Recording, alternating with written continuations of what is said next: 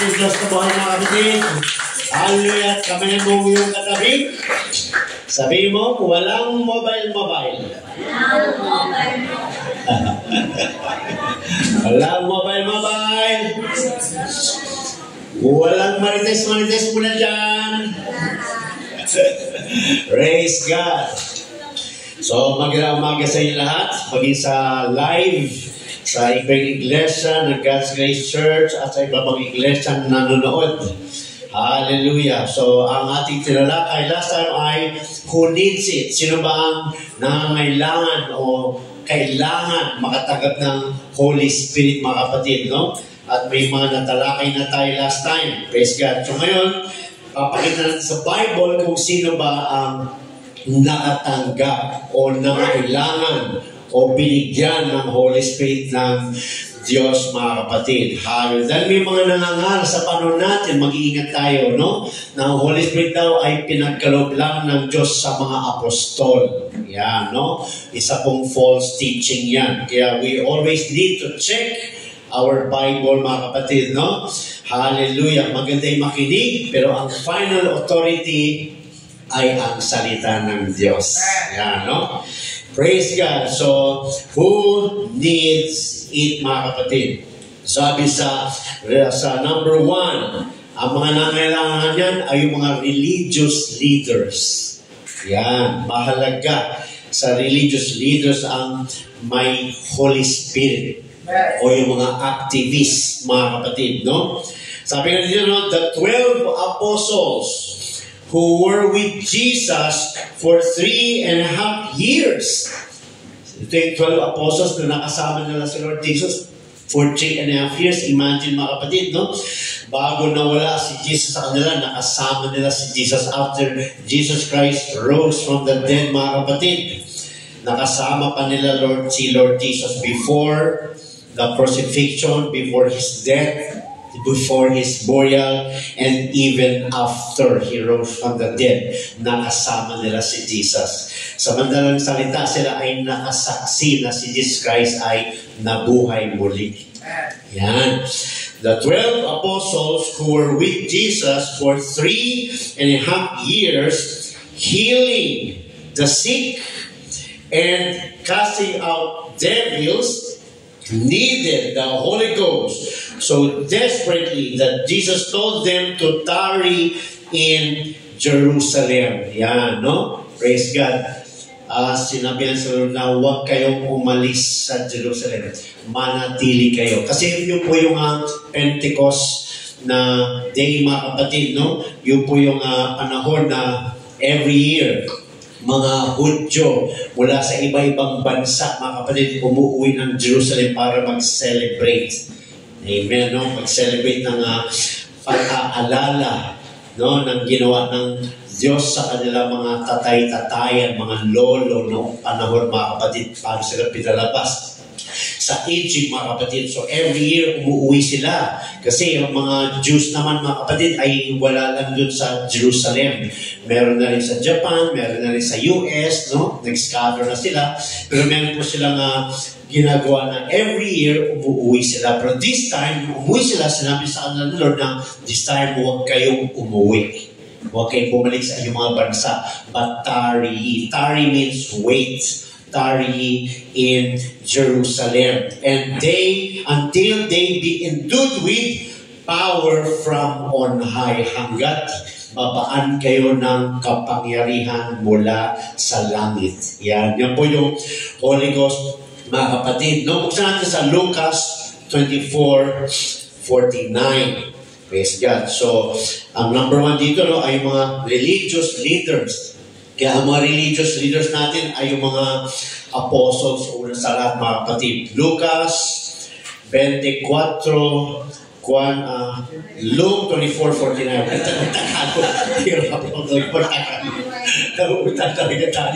Yan, masabi na no? And behold, yan, sinabi Lord sa kanila, I send the promise of my Father upon you. But, no, condition yun, no? But tarry ye in the city of Jerusalem until ye be endued with power from on high. So sabi dyan, no, may promise.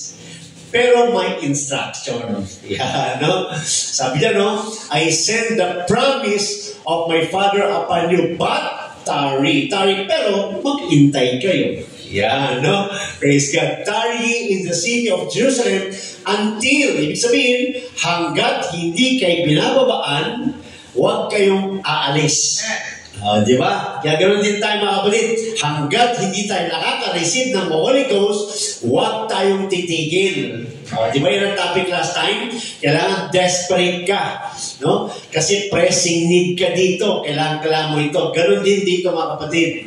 Dapat uuwi na sila, pero sabi ni Lord sa kanila, yung promise ay ibibigay sa inyo ng aking Ama mula sa langit, pero maghintay kayo. Huwag kayong uuwi sa inyong mga lugar kung saan kayo bansa ng galing. Manatili kayo sa Jerusalem. Kaya sila ay naghanap ng kwarto. At yun yung tinatawag ng upper room. Yan, no? Ang kinausap dyan ni Lord, mga kapatid, 500 plus. Pero ang sumunod lang sa instruction, 120. Kaya 120 lang ang nagtari, ang naghintay, ang sumunod, ang nakatanggap ng Holy Ghost. You see? Instruction to be obeyed is very important kung gusto natin talaga matanggap. Kasi sabi niya, no, basa natin later in Acts 1:13 hanggang 14. Basa natin. Acts 1:13 hanggang 14. And when they were come in, they went up into an upper room. Yan.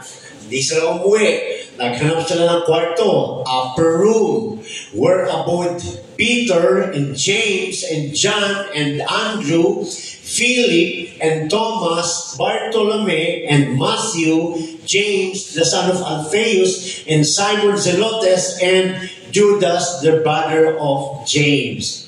At sabi dyan, these all continued with one accord in prayer and supplication. Nagpatuloy sila. Number 1, sumunod sila. Number 2, nagpatuloy sila sa prayer and supplication sa loob ng upper room. At sabi niyan, with the women and Mary, the mother of Jesus, and with his brethren. So sa limang daan, mga kapatid, na kinausap ni Lord, andun si Mother Mary, andun si Mary Magdalene, no? Andun lang mga babae, andun din mga, kasi 120, ilan pa ang apostles? 12 lang. O, di ba, no? Praise God. Eh, bakit 120? Kasi hindi lang apostles ang nakatanggap ng Holy Ghost. Hindi lang disciples. Maging sila Mary, nakatanggap ng Holy Ghost. 120 sila. Hindi naman 120 ang apostles. Kaya isang false teaching ang kumakalat ngayon na ang Holy Ghost daw ay doon lang sa panahon ng apostles. Doon lang binigay. Sa kanila lang daw binigay. Wrong. Dahil ang sabi diyan, 120 ang nakareceive ng Holy Ghost. Kaya nga sabi sa Acts 2, Acts 2, 1-4. Ito na, nasa loob sila ng upper room. Praise God.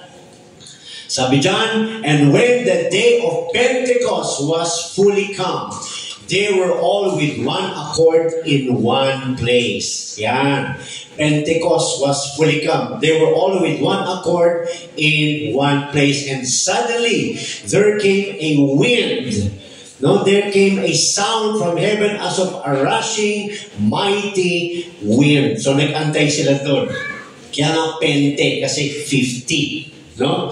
Bakit tinawag na Pentecost? Kasi yung pag-celebrate nila mga kapatid, pag-alaala nila, tuwing umuwi sila sa Jerusalem, ay ginaganap yun sa loob ng 40 days. 40. Yan. Pero uuwi na dapat sila. Pero sabi ni Lord, huwag mo na kayo umuwi. Dahil yung promise, yung Holy Spirit ay ibibigay na sa inyo mula sa langit. Kaya sila ay kumuha ng upper room. No? At natanggap nila yung Holy Ghost in 10 days. Kaya 10 plus 40 is 50. Kaya tinatawag siyang Pentecost Day. Kaya tayo yung Pentecostal Church. Kasi naranasan nila, naranasan natin. Yan, marami kasi nakaka-misunderstood sa Pentecostal church, no? So, pag sinabing Pentecostal church, naranasan natin yung naranasan ng apostles. Natanggap natin yung pangako ni Jesus Christ. Kung nag-speak in tongues sila, nag-speak in tongues din tayo. Praise God. Kaya sabi niya, no? Acts 2, and suddenly there came a sound from heaven as of a rushing mighty wind. Di ba yan yung sinabi ni Jesus Christ kay Nicodemus sa John 3:8? The wind bloweth. Di ba? Hindi pa nangyayari itong sa Acts 2:4. Sinabi niya ni Jesus kay Nicodemus sa John 3:8, ganito, pagtanggap ng Holy Spirit, nag-umpisa sa wind. Ano yung wind? Holy Spirit. Yan. Kaya sabi niya, no? Hallelujah. And suddenly there came a sound from heaven as of a rushing mighty wind, and it filled on the house where they were sitting. Kaya mamaya, yung walang Holy Ghost, makakatanggap ng Holy Ghost. Bakit? Dahil pagpasok pa lang natin, kanina pa puno ang kwartong ito ng Holy Ghost. Nasa na niya kung maniniwala ka. Dahil sabi Lord sa John 7:37 hanggang 39, makakatanggap lang dito yung naniniwala. Kaya kung hindi ka naniniwala, hindi mo talaga matatanggap. Pero kung maniniwala ka, kahit nandyan ka sa kwarto mo, kahit nandito ka, kahit nasa live ka pa, matatanggap mo. Dahil yung susi ay yung pagsunod sa instruction. Praise God. Hallelujah. Kaya sabi dyan, Verse 3, and there appeared unto them cloven tongues like as of fire, and it sat upon each of them. Verse 4, and they were all filled with the Holy Ghost and began to speak with other tongues as the Spirit gave them utterance. So hindi siya memorize, hindi siya pinapractice, hindi natin alam to. Ito ay isang extraordinary na karanasan mula sa Diyos. Kaya nga sabi dyan, no, as the Spirit gave them utterance. So be careful. May mga churches ngayon na pinapamemorize ang mga Latin, pinapamemorize ang mga Hebrew, ang mga Greek, para pagdating ng altar calling, they will perform. Hindi po ganyan. Ang totoo ay walang alam ang tao. Yan, katulad ng naranasan natin. Wala tayong kalam-alam. Naranasan talaga natin mag-speak in tongues, unknown tongues. Glory to glory. Praise God. Hallelujah. Kaya sabi niya, no, as the Spirit gave them utterance. Utterance means to speak, to utter. Yan, no? So, ang Holy Spirit na natanggap natin, yun din ang magsasalita sa ating lupang bibig. Kaya kinakailangan maging excited ka. No? Then magsasalita ang Holy Ghost through your tongue. Yan, through your mouth. At ikaw mismo, maririnig mo na speak in tongues ka. Kaya ikaw mismo ay magiging saksi na nakatanggap ka ng Holy Spirit. So yun ano, pinakita dyan mga kapatid, no? Na ang number 1 na nangangailangan ng Holy Spirit ay mga leaders ng church. Mga religious leaders. Katulad ng mga apostles, mga disciples, mga ginamit ni Lord. No? Sila Mary, ginamit ni Lord. Praise God. Number 2, mga highly favored. Yan. Highly favored and blessed people. Yan, yung mga highly favored ni God. Ibig sabihin, yung favor ni God nasa Kanya. Yan. Yung mga taong blessed ni God. Sino yung mga kapatid? Sabi nga mga kapatid, no, sa Acts 1:13 hanggang 14. Basa natin. Acts 1:13 hanggang 14. Praise God. Yan yung kanina. No? At sabi dyan, tuloy-tuloy tayo hanggang 15. Sabi kanina sa 14, no? Amen. Ilan sila? And in those days, Peter stood up in the midst of the disciples. Yan pala yung laman ng upper room. And in those days, Peter stood up in the midst of the disciples and said, the number of names together were about 120. Yan. You see, God's favor is with you when you start to obey God's word. You see? Kaya huwag masabihin na, ay, hindi naman nakarapat dapat. Walang ganun sa Diyos, mga kapatid. Pag ikaw ay nagsimula na sa pagsunod sa Diyos, mga kapatid, God's favor is already with you. Kaya chain reaction yan, susunod na yung plano ng Diyos sa iyo. Yan, no? Kaya sabi dito, no? Elizabeth, filled with the Holy Ghost. Sino si Elizabeth? Pinsan ni Mother Mary ni Jesus. Siya yung nanay ni John the Baptist. God's favor ay na kay Elizabeth din, no? Dahil sa kanilang pamumuhay. Praise God.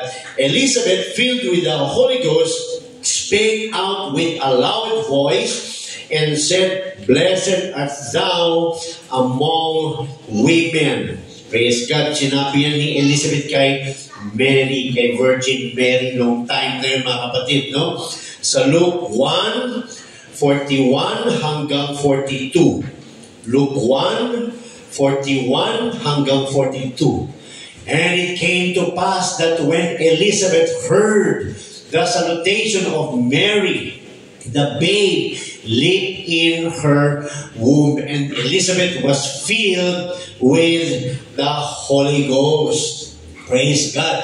And she spake out with a loud voice and said, Blessed art thou among women, and blessed is the fruit of thy womb. No, nagkita sila, pareho silang buntis, mga kapatid. Praise God. Yung nasa tiyan ni Mary ay si John the Baptist, mga kapatid.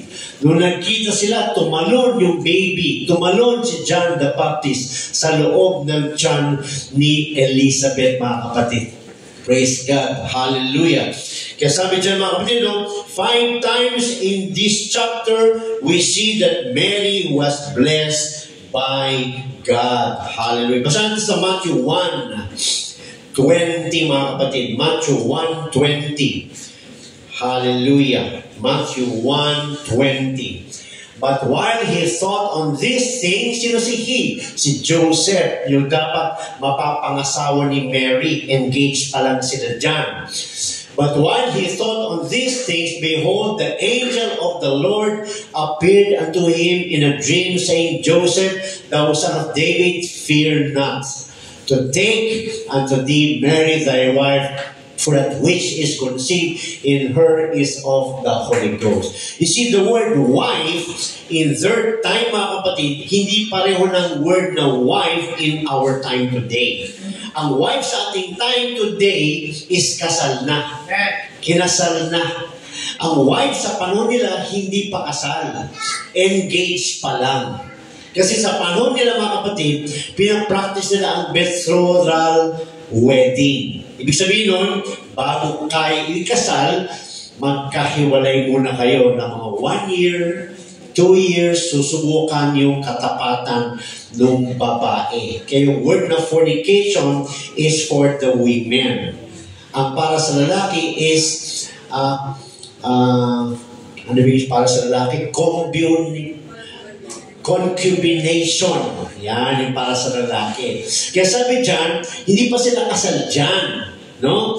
Ano pa lang, engaged. Kaya nung nalaman ni Joseph, na ba't nabuntis si Mary? Hindi pa kami kasal. Ano to, may gumalaw? Hindi. Nag-message yung angel of the Lord kay Joseph, fear not to take. Di pa sila magkasama to take. Ibig sabihin, pakasalan mo, ituloy mo. Dahil yung nasa tiyan yan ay yung nasa Holy Spirit. Yan na yung fulfillment ng Isaiah 9:6. Yan, no? Isaiah 9:6, Isaiah 7:14. Yan na yung fulfillment, yung nangyari kay Mary. Pero sabi dyan, mga kapatid, but Mary, though highly favored, imagine si Mary, highly favored siya. Ang God's favor ay nasa kanya. Ang sabi dyan, and signally blessed by God, blessed pa siya ni God. Ang sabi pa rin dyan, needed the baptism of the Holy Spirit. Kahit na ang favor ng Diyos ay nasa kanya na, kahit na blessed na siya ni God, kahit na maganda ang pamumuhay niya, kahit naniniwala siya sa isang Diyos, mga kapatid, kahit na nanalangin pa siya, mga kapatid, kahit nakita pa ng Diyos ang kanyang buhay na maganda, kailangan pa rin niya ng Holy Ghost. Kaya nasabi kanina sa Acts 1:15, kasama si Mary doon. Sa Acts 1:13 hanggang 15, kasama si Mary doon sa loob ng 120. Doon sa Acts 2:1-4, andun din si Mary na nag-speak in tongues, na receive din ng Holy Ghost. Oh, di ba? Praise God. Kaya, number 2, sa mga highly favored and blessed people. Kaya huwag natin sabihin, blessed ako ni God. Maliligtas talaga ako kahit wala akong Holy Ghost. Wrong, no? Kasi kung blessed ka, mas maraming blessed and highly favored sa Bible na kinailangan pa rin makatanggap ng Holy Ghost. Amen. Kaya nga sabi sa John 3:5, no? Verily, verily, I say unto thee, except maliban, ibig sabihin, wala nang ibang daan. Except a man be born of water and of the Spirit, he cannot. Hindi pwedeng binabalik ni Lord ang kanyang salita. He cannot enter into the kingdom of God. Kaya blessed ka o hindi, no? Kailangan mo pa rin ng Holy Ghost. Amen. Yan. Kaya doon na lang ako talagang dinisal kong Holy Ghost, mga kapatid. Kasi sabi dyan, kahit na siya ay blessed, she was one of the 120 who received the Holy Ghost on the day of Pentecost. Kasama siya doon, no? God's blessing and favor did not take away her need for the Holy Spirit in her life. Hindi porket blessed siya, hindi porket God's favor ay nasa kanya, no? Ay pwede nang walang Holy Ghost. No. Okay, ang sabi dito, no? God's blessing and favor did not take away her need. Kailangan pa rin niya for the Holy Spirit in her life. So number 1, kailangan niya sa mga religious leaders. Number 2, sa mga highly favored at sa mga blessed na tao. Praise God. Kasi minsan yung blessed na tao, feeling niya okay siya, kaya siya binibless. Nakalagay din niya sa Proverbs, mga kapatid. Iba yung blessing ni God, iba yung blessing na bunga ng masipag. Yan, nasa Bible yan, nasa Proverbs yan, no? Binibless ni God ang masisipag. Kaya sila mayaman. Dahil matyaga, maaga magising, mga businesswoman. So, feel nila, bless sila ni God. True. Dahil nakasulat yun. Pag masipag ka, sabi ni God, I will bless you. Di ba? Pag tamad ka, magugutom ka. Nakasulat yun. Pero hindi yun ang dahilan para sabihin mo, hindi mo na kailangan ng Holy Ghost kasi bless ang ni God eh. Hindi yun ang dahilan. Kaya sabi nito, no, kahit highly favored ka or blessed ka, you still need the Holy Ghost. No? Kaya marami sa Bible. Number 3, yung mga sincere. O, ano ba ibig sabihin ng sincere? Sincere.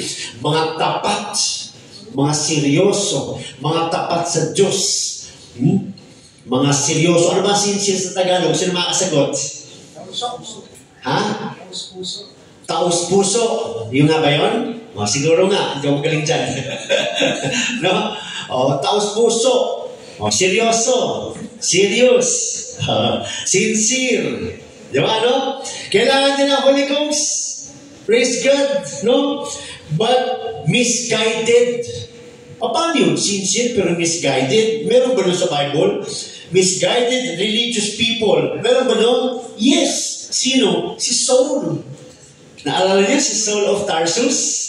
Diba? Kaya nga galit siya sa mga apostles, sa mga disciples, kasi naiintindihan niya na pinapangaral nila na si Jesus ay yung Diyos na nahayag sa laman. Kaya galit si Saul of Tarsus kasi aral siya ng mga Sanhedrin, aral siya ng mga Pariseo na ang Diyos ay iisa lang, na ang Diyos ay Espiritu. Kaya galit siya sa mga Christian. Humingi pa siya ng lisensya para manghuli ng mga Christian kasi tapat siya, sincere siya, na iisa lang ang Diyos.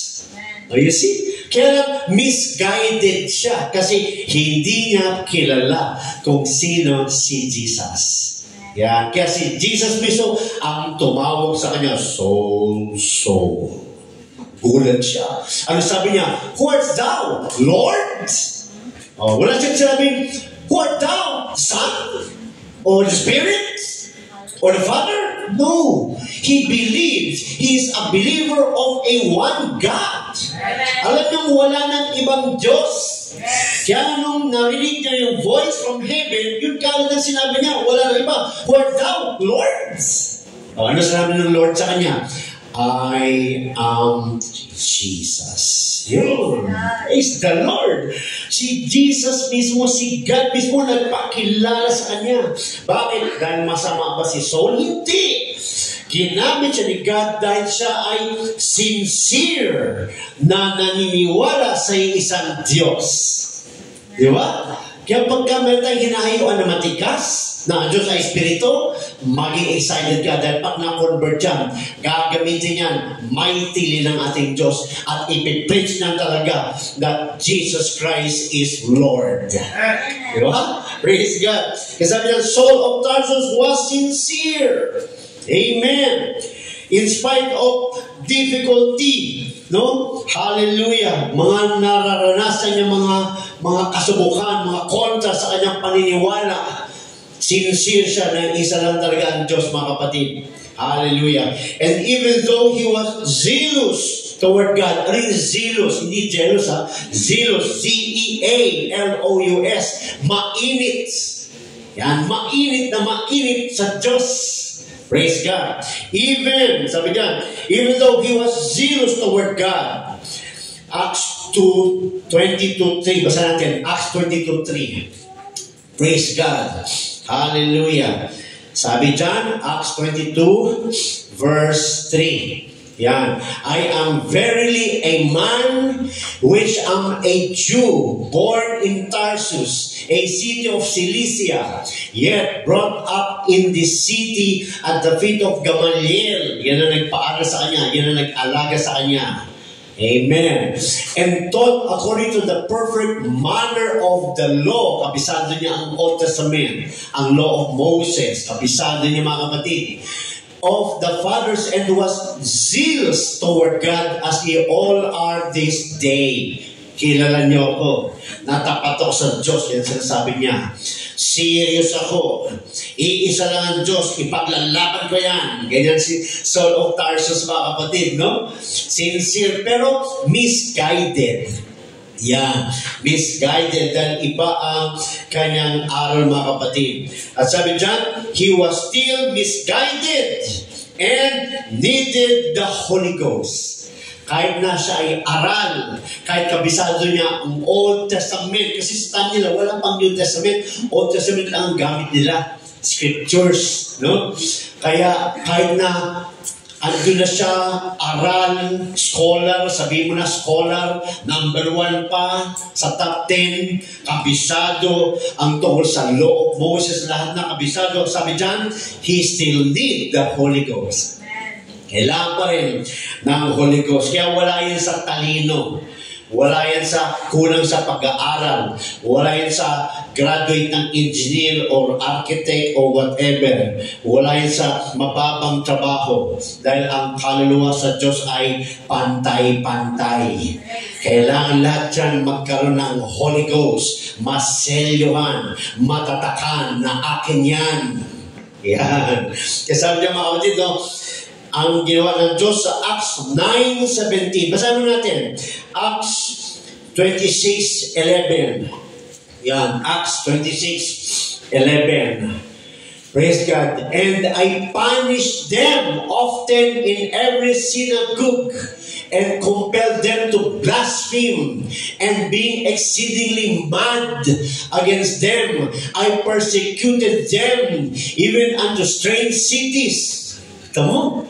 Imagine kung may papasok dito na parusahan tayo, papapaluin tayo dahil naniniwala siya na Diyos ay Espiritu lang.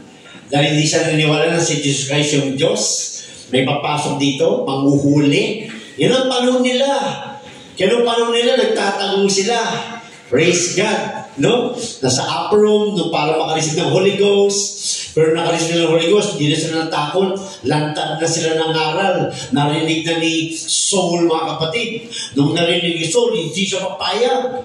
Balik siya sa Sanhedrin. Praise God, kila Gamaliel, para humingi ng lisensya, para manghuli ng Kristiyano. Hanggang sa Ephesus. Praise God. Hanggang sa Syria. Lahat doon sa Syria. Humingi siya ng license, pero on the way na hingi siya ng license na manghuli ng Christian, nang pa-persecute siya. Lahat na makita niya na nananampalataya kay Lord Jesus Christ, hinahanap niya, kinukulong niya, pinapahirapan niya, pinapersecute niya. Ganyan ka-sincere. Praise God. No? Meron ba dito ganyan ka-sincere ngayon? No? Pumunta ka sa mga hindi naniniwala na isang Diyos. Sa mga naniniwala sa 3,100 Diyos, hinuhuli mo ba? Pinupuntahan mo? Hindi. Si Saul, ganun ka-sincere, mga kapatid. Hindi ako payag na yung Jesus gagawin nilang Diyos. Ang Diyos ko, Spirito. Kaya manguhuli ako. Kakalantirin ko sila. Hihingi ako ng lisensya. Ganyan si Saul, mga kapatid. Praise God. Hallelujah.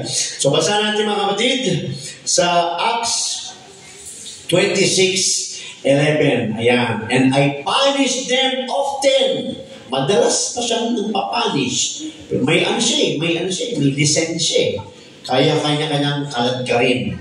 Parusahan. Praise God. Lisensya. In every synagogue. Yung synagogue kasi yung parang ganito. Doon sila nagtitipon-tipon. Yan. Pinapasok niya ang synagogue. Pag pinapangaral. Praise God. ng mga nila Peter, si Jesus Christ, kung may mga Bible study sharing, kung may mapalitaan siya, may mga hayos sa bahay, pinapasok niya. May license siya eh. Kakatok siya. Sipahin niya yung pinto. Kakalag ka rin. Ganyan si Saul. Defender ng one God. Di ba? Praise the Lord. May license siya. Di ba? Praise God. Sabi niya mga kapatid, no?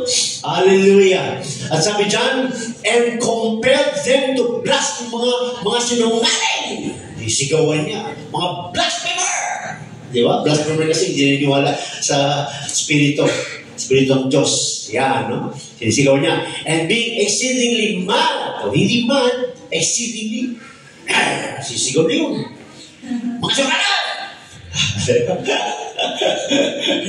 Exceedingly mad against them. I persecuted them. Hindi lang mad. With action. May ginagawa talaga siya. Persecution. Praise the Lord. No? Hallelujah. Even unto strange cities. Hindi lang sa sinagogue. Maghahanap pa siya sa iba-ibang cities. Yan. Kaya kung saan sa pumuntang cities. Kaya sa kanyang daan, kinausap na siya ng Diyos.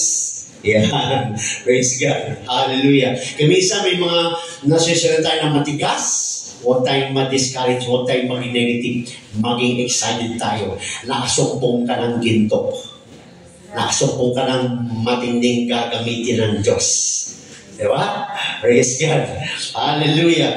Sabi dyan, he was still misguided and needed the Holy Ghost. Ananias came to him and said, Brother Saul. Di ba ayaw ni Ananias pumunta kay Saul? Inutusan ni God si Ananias eh.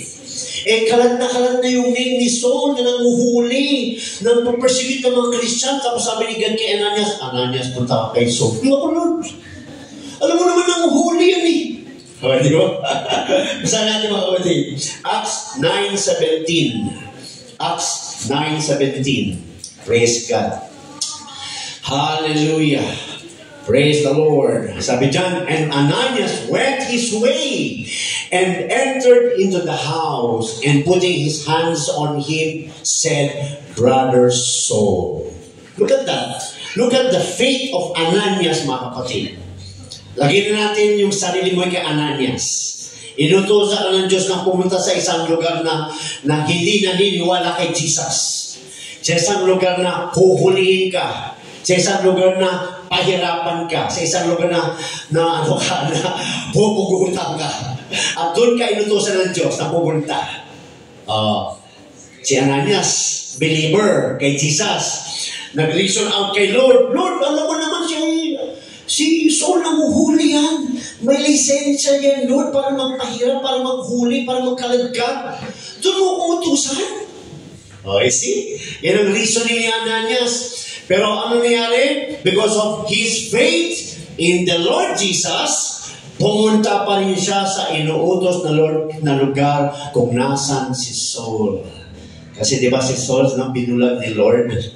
Praise God, for 3 days. At nilagay siya sa isang kwarto, mga kapatid. Hallelujah. At sabi dyan, pumunta si Ananias. Look at the word of Ananias sa 9:17 ng Acts. And Ananias went his way. Obedience. Praise God. No? And entered into the house. And putting his hands on him.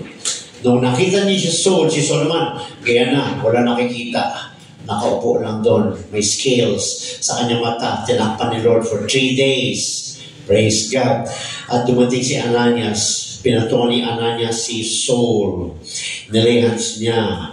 How beautiful yung sinabi ni Ananias. Ang sabi niya, praise God, hindi pa siya baptized dyan. Wala pa siyang Holy Ghost dyan. Tinawag niya ng Brother Saul. You see? His faith. Praise God. Hindi pa baptized. Wala pang Holy Ghost. Ando na yung claiming ni Ananias sa promise ni God. Brother Saul. Di ba? Praise God. Hallelujah. The Lord. Even Jesus. Yung tinatawag mong Lord. Yung si Jesus. Sabi ni Ananias, that appeared unto thee in the way as thou camest had sent me. Pinadala niya ako sa iyo. That thou mightest receive thy sight and be filled with the Holy Ghost. Sabi sa 18, and immediately there fell from his eyes as it had been scales. No, feeling niya nung after siya nilay hands, pinag-pray, may nahulog sa kanyang mata na parang scales. Yung parang shell na cover. Yan. At sabi dyan, and he received sight forthwith and arose and was baptized. Praise God. No? Ano sinasabi dyan? Pangatlo, sincere, pero misguided, still needs the Holy Ghost. Amen? Praise God. Hallelujah. At sabi dyan mga kapatid, number 4, prayerful. Huwag mo sabihin prayerful ka, huwag mo sabihin na lagi kang sinasagot Lord sa iyong panalangin, ay saved ka na. No. Praise God. Yan tinakala ko noon. No? Pag nag-pray ako specific, minsan mga milagro na nangyayari. Talagang born again talaga ako. Talagang saved na ako. Nag-antay na sa rapture. Buti na lang may nagtsaga sa akin. Hindi pa pala ako saved. Sinagot lang ako sa panalangin. Praise God. No, number 4, prayerful. O, yung mga prayerful. Praise God. Generous friends of the church. Friends of the church. Mga generous, mga matutulungin. Yan, na kaibigan. Praise God. Mga mapanalangin. Prayerful. Praise God. Panalangin, mapanalangin. Yun na nga yun. Sino to? Cornelius. Di ba? Kalahin natin, Gentile. Praise God. Si Cornelius. Cornelius was a devout. Ano pa? God-fearing. Ano pa? Praying man. Ano pa? Generous. He would be a very good person to have in our church today. Di ba? Kailangan natin sa church, mga kapatid, yung mga panalangin. Mga panalangin. Prayerful. Praise God. Fearful. Generous, matulungin. Praise God. Kailangan niya ng church. Praise God. No, sabi nga dito, no? He would be a very good person to have in our church today.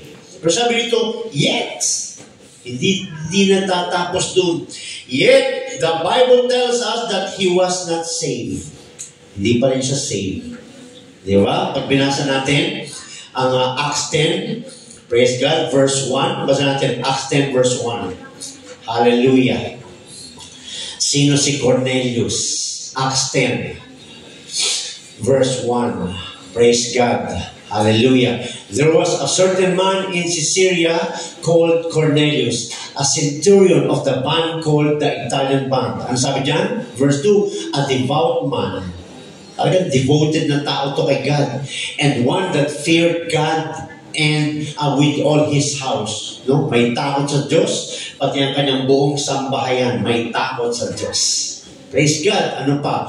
Which gave much alms to the people. Tumutulong sa maraming tao. Pagkain, damit. Andiyan na yun. Tulong. Praise God. Ano pa? Which gave the alms to the people and prayed to God always. Lagi nagpipray kay God. You see? Di ba yan yung dream natin na maging ganyan tayo? Praise the Lord. Hallelujah. So yan, pag binasa natin yung storya, dyan nagsimula. No? Kinausap siya ng Diyos. Kailangan mo ng Holy Ghost. Kaya sabi niya, kahit na ganun siya, hindi pa rin siya saved. Kailangan pa rin siyang padalahan ni God ng isang Apostle Peter para mag-share sa kanya, para malaman niya na kailangan niya ang Holy Ghost. Yan. Kaya sabi niya mga kapatid, praise the Lord. Yet the Bible tells us that he was not saved without the Holy Ghost. Acts 11:14. Basa natin, Acts 11:14. Amen. Acts 11:14. Sabi dyan, who shall tell thee words whereby thou and all thy house shall be saved? Praise God, no? Di siya ligtas. Kaya buti na lang, no? Dahil umabot sa Diyos ang kanyang panalangin. Yan. Kaya nag-utos ang Diyos ng isang Apostle Peter para padala sa bahay niya, para sharean siya na kailangan niya mabaptize sa tubig at tanggapin ang Holy Ghost. Kaya if we read on, no, onward sa John, sa Acts 10:44 going up, praise God, siya ay nabaptize, no, sa tubig at sa Holy Ghost. This God-fearing Gentile needed the Holy Ghost. Sabi nila para sa mga Hudyo lang daw ang Holy Ghost. Wrong. Para din sa mga Gentiles. No, si Cornelius ang unang hintil na naka-receive ng Holy Ghost. Ano yung hintil? Kalahi natin. Yan, no? Pero sa ating pag-aaral, pag ikaw ay baptized in Jesus' name, pag ikaw ay naka-receive ng Holy Ghost, you become a spiritual Jew in the heart. Yan. Praise God. Kasi sabi dyan, this God-fearing Gentile needed the Holy Ghost so desperately that God sent to him a reluctant Simon Peter to preach to him so that he could receive the Holy Ghost. Basta natin Acts 10:46. Amen. At naka-receive din si Cornelius ng Holy Ghost. O si Cornelius ba? Disciple? Hindi. Apostle? Hindi. Prayerful man, ordinary man, prayerful, devout, naka-receive ng Holy Ghost. Amen. Sabi niya mga kapatid, Acts 10:46, for they heard them speak with tongues and magnify God. Then answered Peter, can any man forbid water that these should not be baptized, which have received the Holy Ghost as well as we? Yung natanggap nila, natanggap din natin. Ibabaptize pa ba sila dahil may Holy Ghost na sila? Sabi ni Apostle Peter. Sabi sa 48, and he commanded them to be baptized in the name of the Lord. Then prayed they him to tarry certain days. Kaya hindi kagad sila pinauwi ni Cornelius. No, nag-fellowship pa sila ilang araw sa bahay ni Cornelius. Sino? Nauna lang dito ang Holy Ghost. Then, pinatay sila sa tubig. Bakit? Utos yun. Hindi pwedeng mag-break. No? Matthew 28:19. Praise God. Luke 24:47 and Acts 2:38. Kailangan pa rin mabaptize sa tubig dahil utos yun. Hindi pwedeng mabali. No? Pero pinapakita dito na kahit na siya ay prayerful, generous, and so on, he still needed to receive the Holy Ghost. Amen. Dalawa na lang. Number 5, those healed and delivered. Yung mga may sakit, yung mga nakaranas ng mga miracle. Nakaranas ako ng miracle, Lord, save na ako. Hindi rin. Praise God. Pinagaling lang ni Lord. Praise God. Iba ang healing. Iba yung delivered from bad spirit. Kailangan pa rin ang Holy Ghost. Amen, no? Sabi dyan, no? Unclean spirits. Praise God. Crying with a loud voice came out of many. Lumabas sa maraming mga Samaritans ito, mga mga Samaritano na possessed ng devil. Praise God. Lumabas sila sa maraming Samaritans that were possessed with them, and many taken with palsies, and that were lame were healed. Dahil sa possession ng devil, may mga palsies, mga pilay, kung ano-ano mga sakit. Kaya minsan mga kapatid, no, naranasan ng mga nanay natin yan. Minsan na lang, biglang may nagkakasakit, pinag-pray nila. Kasi minsan yung sakit, hindi dahil lang sa hindi mo pag-alaga sa iyong sarili. O dahil sa nagkaulan ka, minsan dahil sa spirito yun. Binibigyan ka ng sakit. Kaya pag pinag-pray yan, instant nawawala. Yan, no? Praise God. Ano sinasabi dyan? Maging ang mga na-possess, maging ang mga na-healed, mga na-delivered, kailangan ng Holy Ghost. Acts 8:7-8. Basa natin, Acts 8:7-8. Amen. Hallelujah. Acts 8:7-8. For unclean spirits, yan, crying with loud voice, came out of many that were possessed with them, and many taken with palsies, and that were lame were healed. And there was great joy in that city. Hindi apostles yan. No? City yan. Praise God. Parang Bacoor. Maraming nakalisin ng Holy Ghost.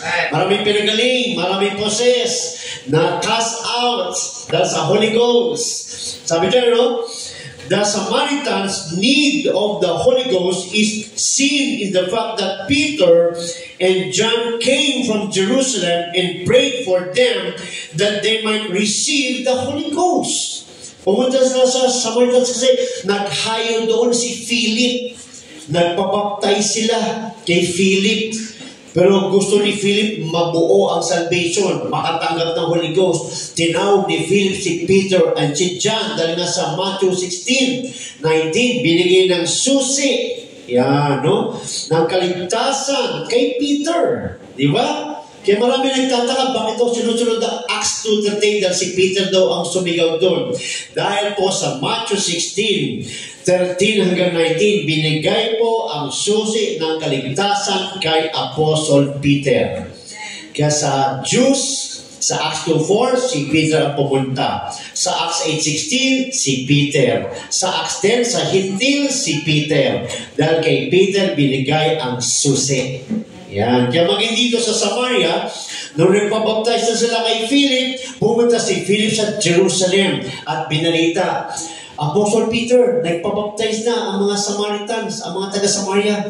I-lay-hands nyo na para makareceive na sila ng Holy Ghost. Yan ang nangyari dyan mga kapatid, no?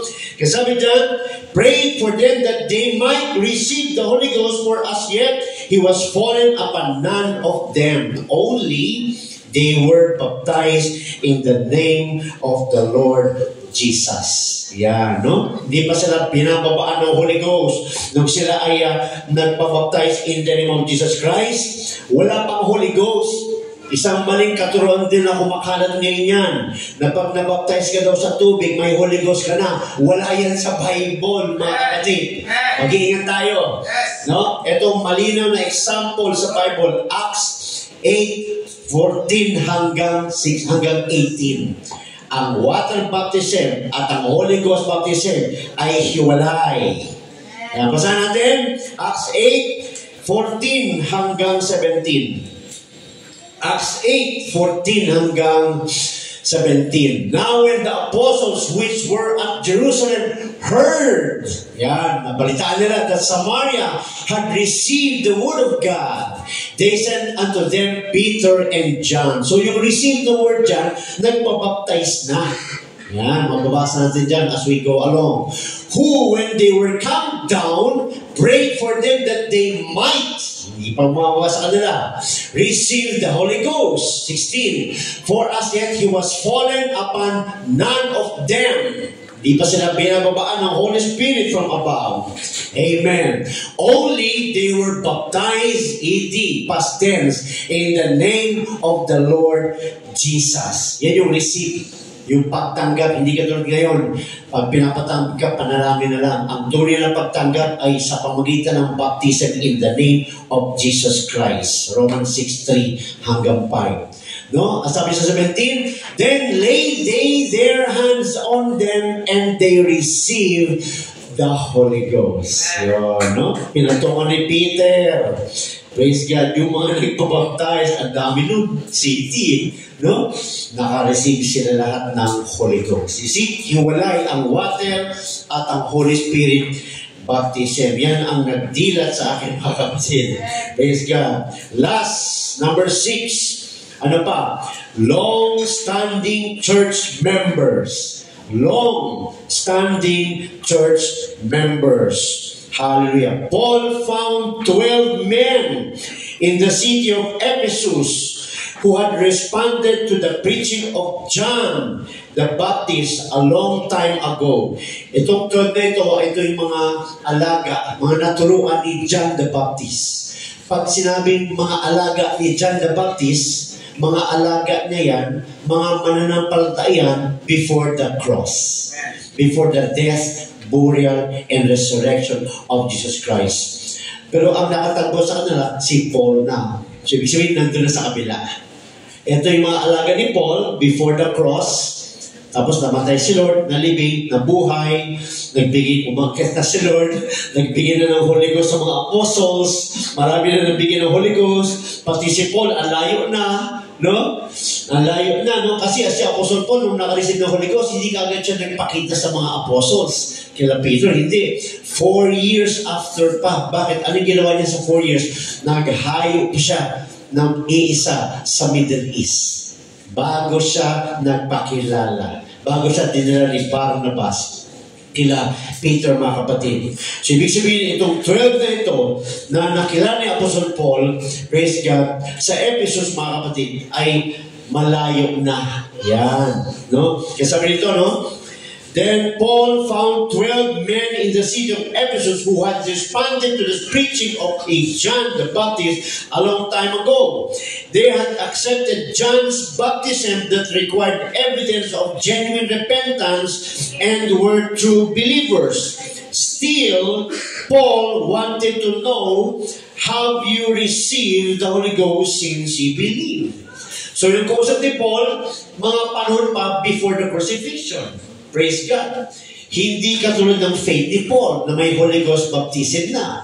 Kaya kung ilalagay mo ang sarili mo dito sa panahon na ito, meron ng Holy Ghost baptism dito. Siyempre, pag may nakita ang mananampalataya dito, ang una mong tanong, natanggap mo na ba ang Holy Ghost? Sabi nila, hindi pa. Sabi ni Paul, kung gano'n, saan kayo nabaptize? Nabaptize kami sa panahon ni John. Yan. Sa panahon ni John, walang Holy Ghost baptism. Kaya nung nalaman ni Paul, yung sabi ni Paul, yun. And-explain niya na, mga kapatid, na ito na yung panahon na meron ng water baptism in the name of Jesus Christ at may Holy Ghost baptism na kasi wala silang alam tungkol doon, mga kapatid, no? Kasi sabi dyan, have you received the Holy Ghost? Basta natin Acts 19:1. Hallelujah. Hanggang 6. Yan. Ito na yung ating last. Praise God. Acts 19:1-6. And it came to pass that while Apollos was at Corinth, Paul, having passed through the upper coast, came to Ephesus and finding certain disciples. He said unto them, have ye received the Holy Ghost since ye believe? So makita mo yung mindset ni Apostol Paul dahil andun siya sa panahon na may Holy Ghost baptism na. Praise God. Pero hindi niya alam, ang kausap niya, walang alam sa Holy Ghost. Bakit? Aral ni John the Baptist. Panahon ni John the Baptist. Panahon before the cross. Kaya sabi nila, no? And they said unto him, we have not so much as heard whether there be any Holy Ghost. Amen. No? Nasabi naman ni John the Baptist yun. Pero hindi siya talaga nag-preach about Holy Ghost baptism. Kasi preacher siya ng repentance. Baptism of repentance. And he said unto them, unto what then were ye baptized? And they said, unto John's baptism. Nung narinig ni Apostle Paul yun, and explain niya, verse 4. Then said Paul, John verily baptized with a baptism of repentance, saying unto the people that they should believe on him which should come after him. Sino? Si Lord Jesus Christ. That is on Christ Jesus. 5. When they heard this, they were baptized in the name of the Lord Jesus. Ito po yung makita natin sa Bible na twice binaptized, before crucifixion and after Christ rose from the dead. They were baptized 2 times.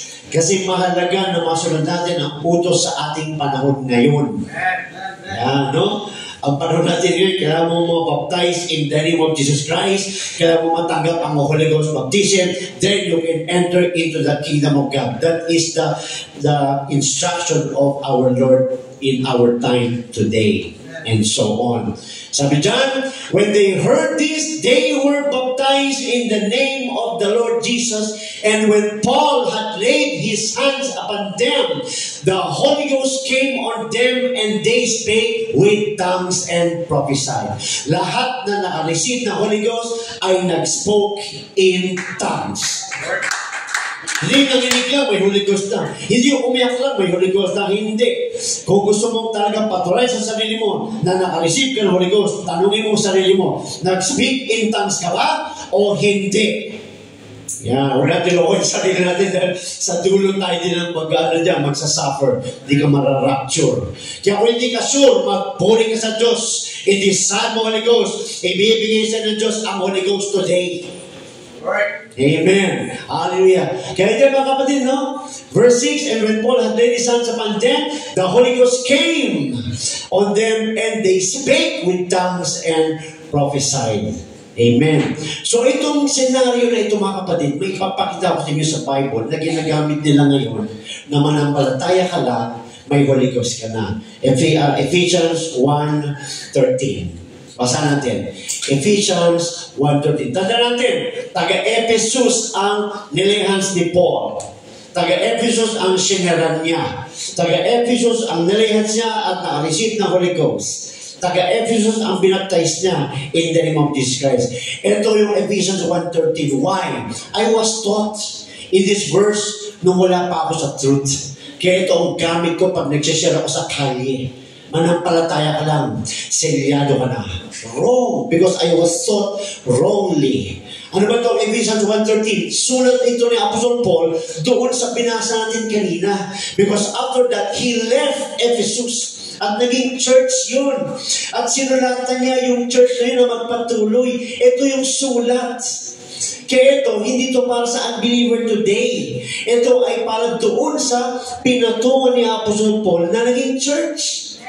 Sabi dyan, Ephesians 1:13, in whom ye also trusted after that ye heard the word of truth. Nag-share na siya. The gospel of your salvation, in whom also after that ye believed, yung nagpabaptize na sila. Ye were sealed with the Holy Spirit of promise. Nung nilihans niya, nakareceive sila ng Holy Ghost. Letter po ito. Hindi po ito ipapangaral sa unbeliever na manampalataya ka lang, siya na kita, tumanggap ka sa panalangin, born again ka na, may Holy Ghost ka na, siyado ka na. Wrong! Hindi po yan yun. Yan po ay sulat ni Apostol Pablo doon sa nakilala niyang 12 disciples ni John the Baptist. Kailangan malinaw yan. Kasi maraming hindi nakakala ng storya mga kapatid. Kaya kung ano na lang makita sa verse, okay, born again ka na. Praise God, no? Hindi pala ganoon. Amen. Kasi sabi yan, these 6 examples, yung mga binasa natin kanina, No? Sino-sino ba yung mga binasa natin kanina na kailangan ng Holy Ghost? Religious leaders. Ano pa?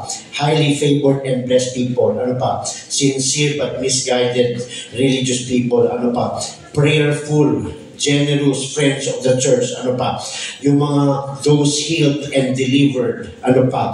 Long-standing church members. Yan. Ano ba yung ibig long-standing church members? Mga mananampalataya na pero hindi pa nakakareceive ng Holy Ghost. Nagpapatuloy, kaya lang hindi pa nakakareceive ng Holy Ghost. Yan, no? Kailangan nila lahat ng Holy Ghost. Kasi ito mga kapatid, these 6 examples that have just been presented to you should prove to us that everyone needs the Holy Spirit. Lahat kailangan ng Holy Spirit. It is for everyone. Last verse, Joel 2:28. Joel 2:28. Malinaw yan, pinrophesy ng Diyos pamagitan ni Prophet Joel. Ano sabi? And it shall come to pass afterward. Pag sinabi, it shall come to pass, mangyayari ito sa panahon na yun. Hindi sa panahon na ito. It shall come to pass afterward. Afterward means the New Testament church. That I will pour out my spirit upon all flesh. Sa lahat. Yan. And your sons and your daughters shall prophesy. Yan. Sons and daughters. Kasi may mga nangangaral, hindi daw pwede mag-preach sa babae. Wrong. Nakasulat. Sons and daughters shall prophesy. Prophesy means teaching, preaching. Oh. Pwede mag-preach ang babae. Pwede magtulong babae. Pwede mag-preach ang bata, ang lalaki. Dahil hindi naman babae nag-preach dyan, yung Holy Ghost. Hindi si Pastor Nani nagtutulong ngayon, yung Holy Ghost. Walang gender yun. Praise God. Kasi sabi niya, no? And your sons and your daughters shall prophesy, your old men shall dream dreams, your young men shall see visions. O, di ba? Pati katulong, 29. And also upon the servants and upon the handmaids in those days, New Testament, I will pour out my spirit. Kaya kung wala dito, meron dito walang Holy Ghost, it's for you. Maniwala ka, indisal mo, huwag mo isipin yung katabi mo maya. Kung nandyan ka sa kwarto, praise God, nakikinig ka, nanonood ka, it's for you. It's for everyone. Hallelujah. How much sincerity and zeal you have, you still need the Holy Ghost. Malamig ka, bibigyan ka pa rin ng Holy Ghost. Mainit ka, bibigyan ka pa rin ng Holy Ghost. Walang malamig, mainit. Dahil ang Holy Ghost ay para sa kaluluwa. Praise God.